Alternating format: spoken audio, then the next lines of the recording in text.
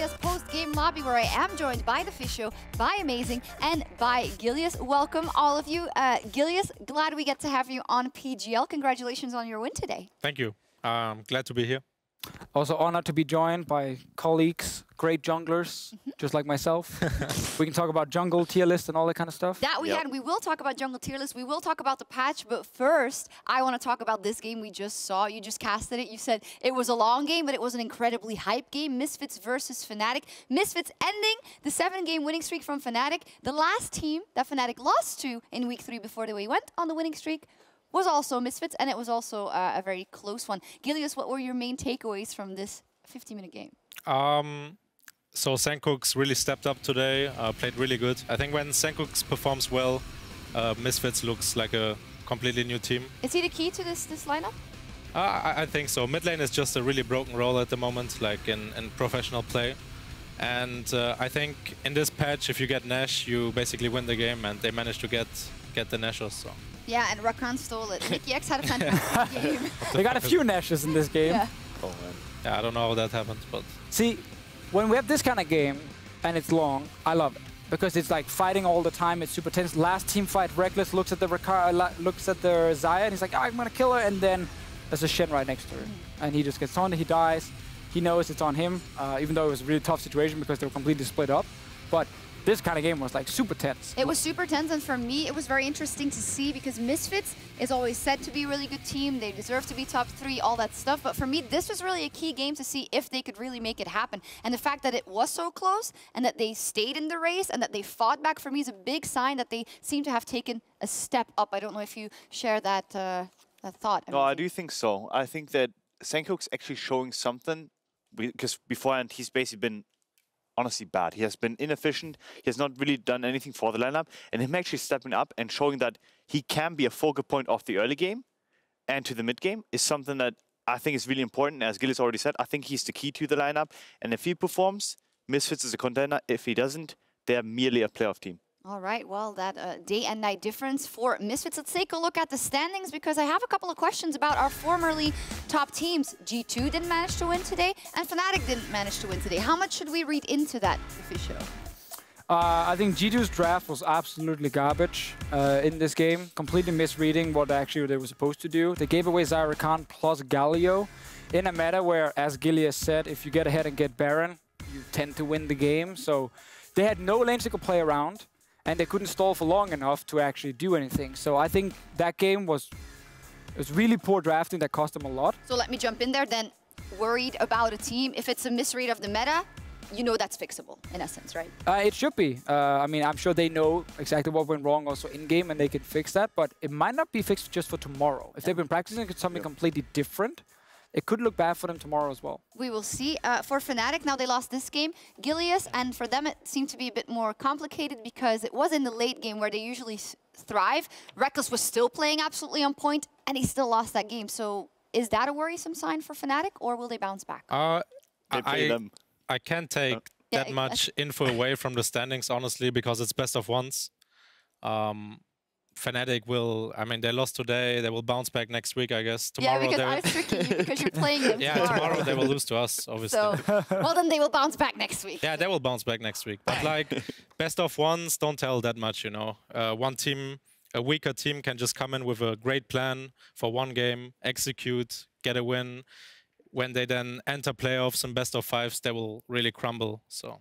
All right. It's hard to tell. Yeah, it is very hard to tell. As said, a lot of these teams swing either way, depending on the week. Splyce, for instance, okay, G2 had a pretty crappy draft, according to you, but Splyce had a very convincing game over G2. So where do we stand with that? You did have them in your playoff prediction, so you are not surprised. The only believer out of the other casters. I think the fact that Splyce already a week or two ago started playing more around Odamna early game actually gave them a way to win early.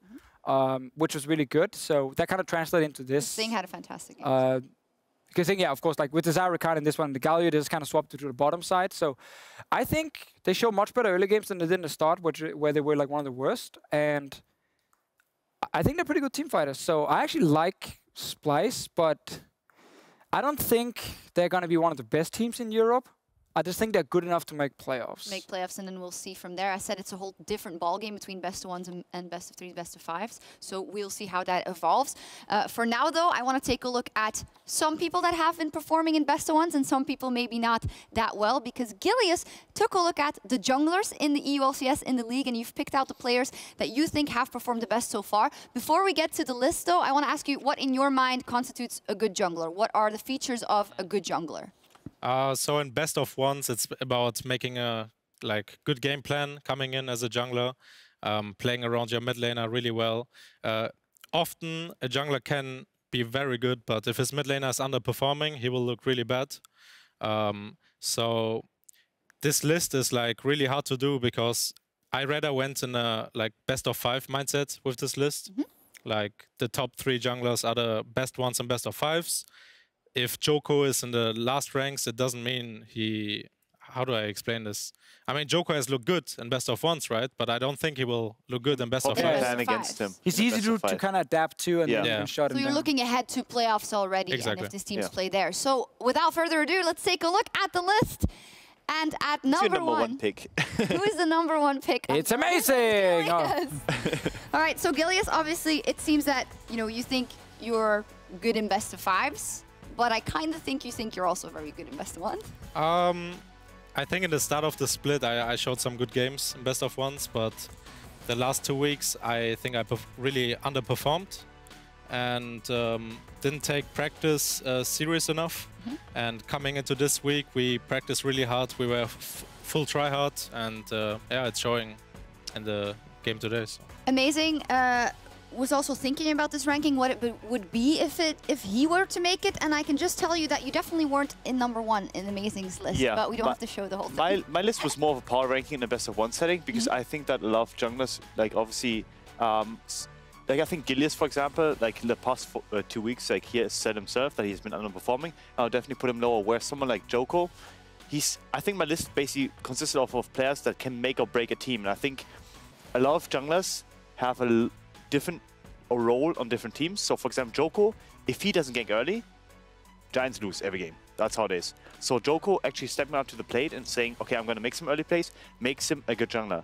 Whereas someone, for example, like Boxer, even though he's still great and he was actually high on my list, doesn't have to always do that and doesn't quite have that kind of ability to do that either. Yeah, that one jumps out to me. Broxa only at number 6 and Xerxes at number 4. Those are 2 ones that piqued my interest. Let's start with Xerxes, because when we look at Splice, we said the top side of their map isn't really always taking over games, and Xerxes was quite passive in the first weeks of the split Deficio. So how do you think he will adapt going into best of 5s?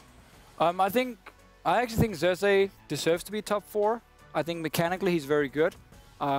He still needs to learn a lot on exactly how to optimally play the map as a jungler. I think that's what he's learning a lot on Splice now, but in a best of 5, I can see him also kind of surprised a little bit with certain picks in the way he's playing. Like his Ivern is always one you have to keep in mind that can actually be super valuable. I don't think mechanically he's super gifted, so I like him actually being high on the list. The one I'm a little bit surprised about is Cold at number 7, and then Pride at number 10. I don't necessarily disagree too much, but I want to know why you think Pride is number 10, because Sjokz was pretty hyped about having him signed early on as this big talent who of course would do a lot. I would actually not change it. I would keep Pride there 100%. I think he's... Oh, I just want to know why. That's basically... Oh, you want to know why? It doesn't seem like he really understands the game on the highest level strategically.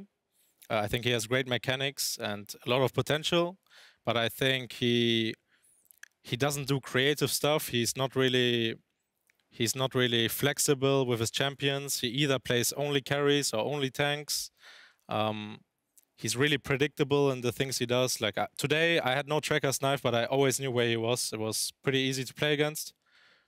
And I think in best of 5s, he will really crumble. I think he will get absolutely dumpstered. Yeah, sorry to jump in. That's what I meant.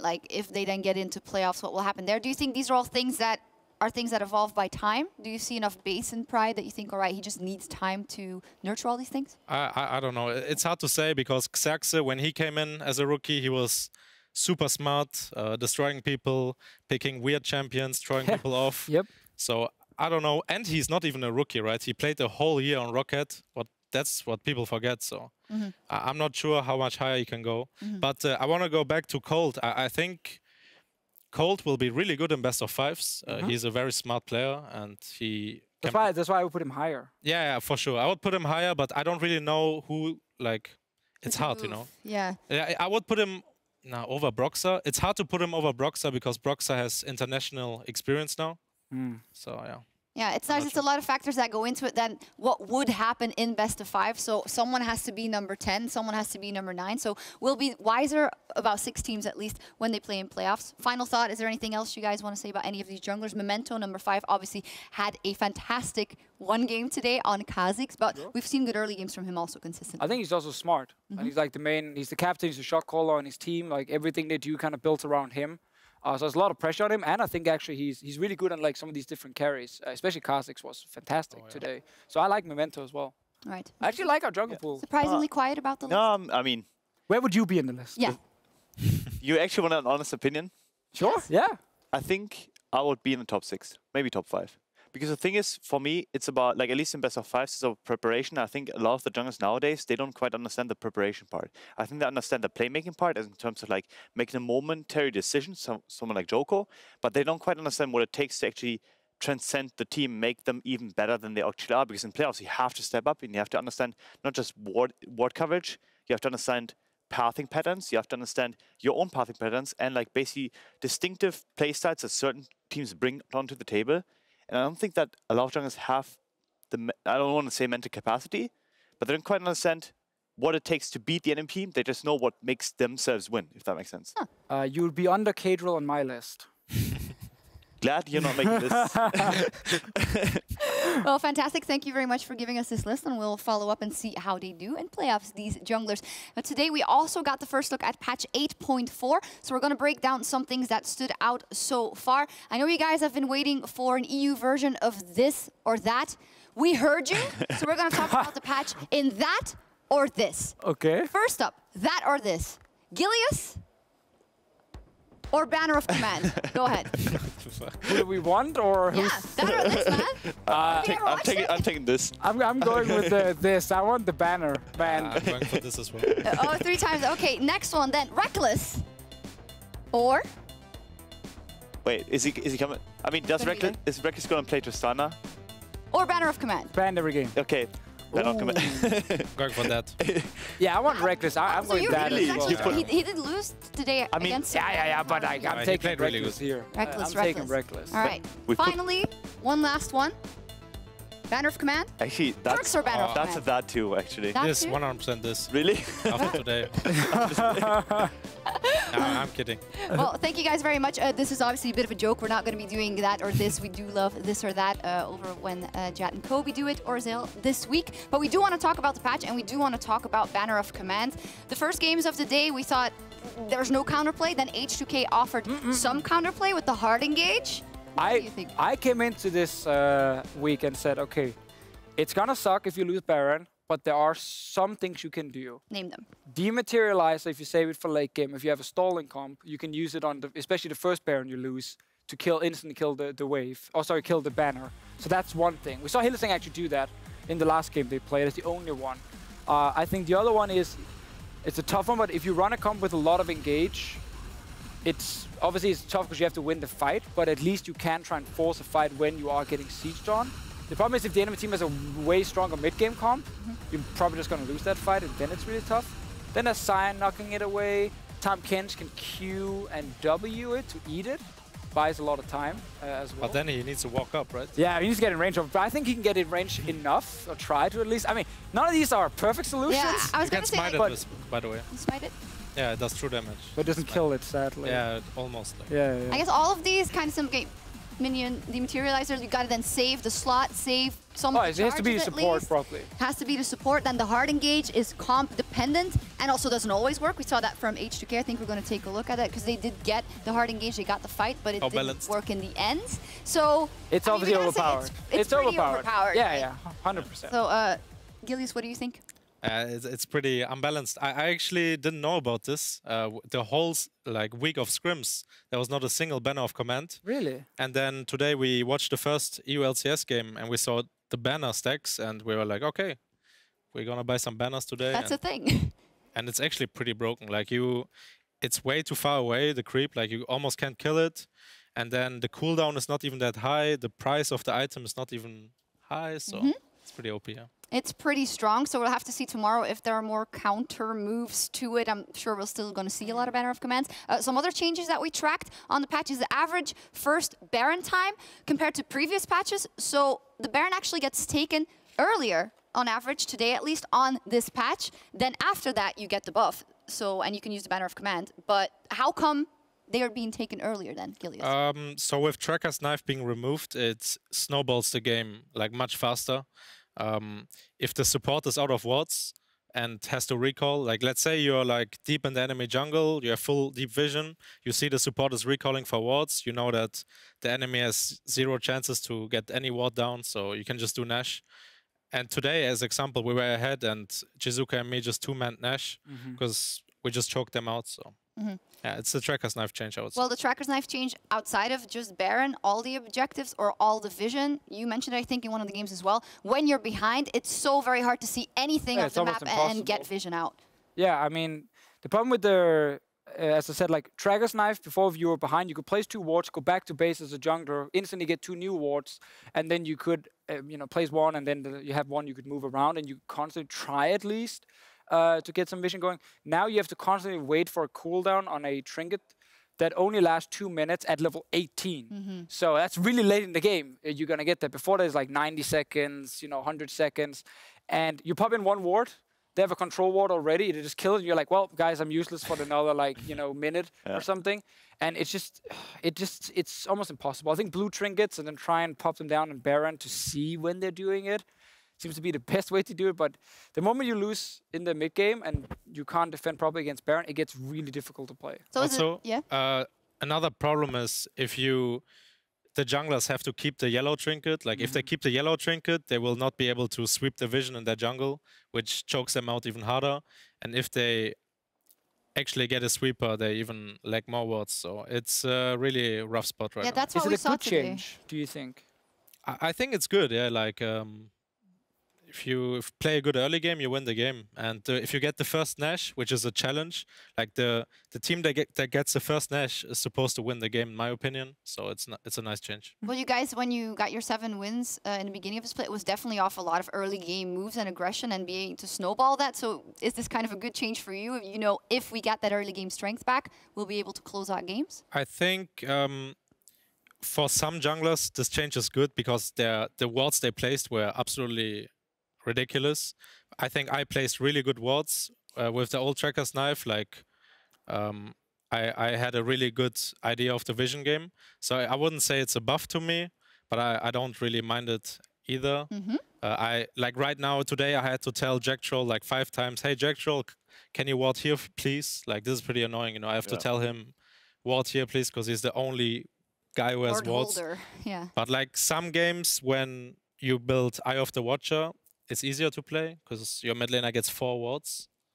But today we didn't have that, so.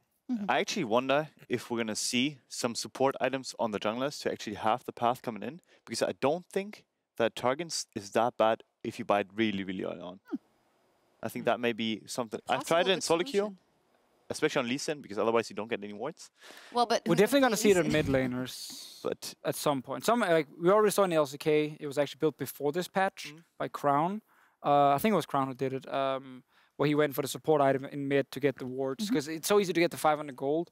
Some top laners maybe now that everyone is playing tanks. If the Banner of Command thing gets nerfed and you don't have to rush that as a second item, I could see some top laners do it as well. And you find other ways to get wards.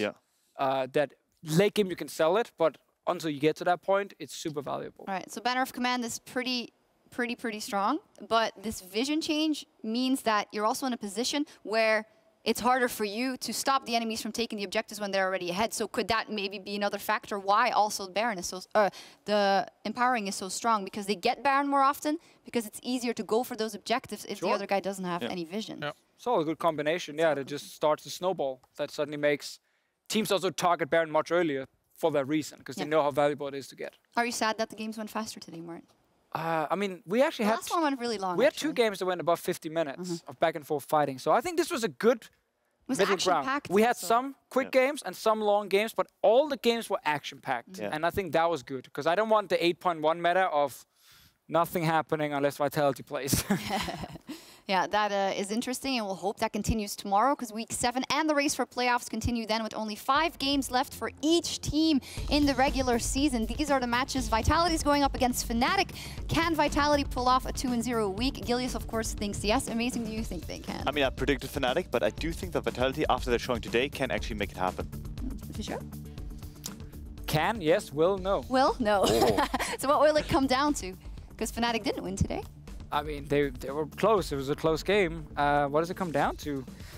Boring answer. Depends on the draft. I think if Fnatic go full late game again, they could fall far behind against Vitality and then give up an early Baron, which could hurt them a lot. But I think Fnatic might actually change and play a little bit more around the early game. And that's going to even it out. Yeah, they have been going pretty late. Rockout versus Splyce is our first game. Do you think Splyce can finally get a 2-0 week? Amazing. Rocket looked pretty good today, no? Yeah. So I actually... Like, they have to keep that tradition alive to just lose every week, and it's going to happen again. We'll see what happens. Gilius, obviously, playoffs is in just a couple of weeks. Yep. 2 weeks and 1 game day. Actually, do you already mentally think about, you know what, we should be preparing already for how we're going to do then? It's really bad if we lose a lot of games now, even though we end up in playoffs. Do you want to put on a consistent good performance in the next couple of games? For me, it's about having good practice. Like, the results don't matter too much. Obviously, it's nice if we get a semi-finals bye. We can be a bit more lazy then, but I don't mind That's going. how it works. I don't really mind going to quarters and just sweeping everyone there. Like, I legit see. I don't see much competition in this league. The weeks we lost because we fucked up, and there's no enemies. We are our own enemy, and when we play bad, we can lose to anyone. When we play good, we can beat anyone. So. When playoffs arrive, we will beat everyone. Would you say you're macro geniuses, or? I think our macro is pretty good, yeah. I'm just memeing. Gilius, tomorrow versus Fnatic, you already won that first game earlier in the split, so you would have a very good head-to-head there, the 2-0 over them, which could be very good if you're challenging for the top spots, and you could take first place there, so it's super important. Yeah, tomorrow we will bring the 2-0 home, yeah. I legit have no doubt in my mind. Okie-doke. Like, after Fnatic's performance today, I don't really, like, Caps talked so big in interviews, and then they deliver this performance, so yeah. Ooh, I am excited for that matchup. Well, that is tomorrow, but be sure to stick around for tonight's action in the NALCS Academy. Clutch Gaming versus Opti Gaming is the first matchup there. If you didn't catch all of the EU action, you can also watch our rebroadcast following the show in North America. So you can just watch the whole time, then get a couple of hours of sleep, and then watch EU LCS again. It's fantastic. Yeah, you can wake up in the morning. I think then the rebroadcast is over, but then you can watch LCK. Yep. And then LPL. Watch all. And then EU LCS. Oh, and then NALCS. And then NALCS. Skip the LPL.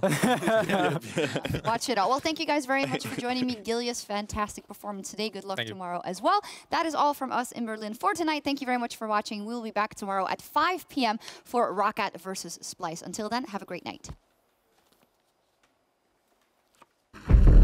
Joko looking very relaxed today as he goes up against Memento.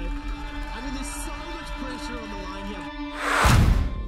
Memento and Noscarin, Steelback's running for his life, 300 hit points. The buster shot not going to be enough because Noscarin with the swag, flash, lick and ignite. The Rockat set the stakes on patch 8.4. They unlock the Banner Baron minions and they take down Giants.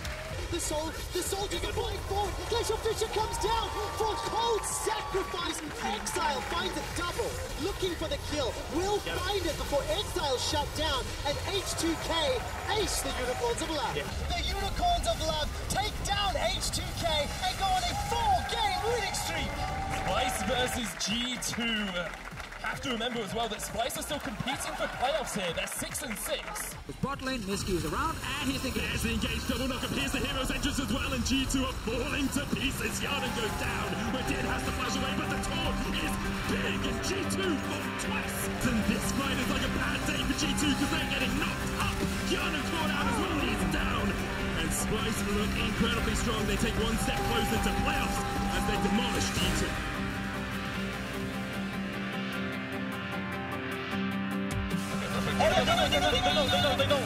Back after.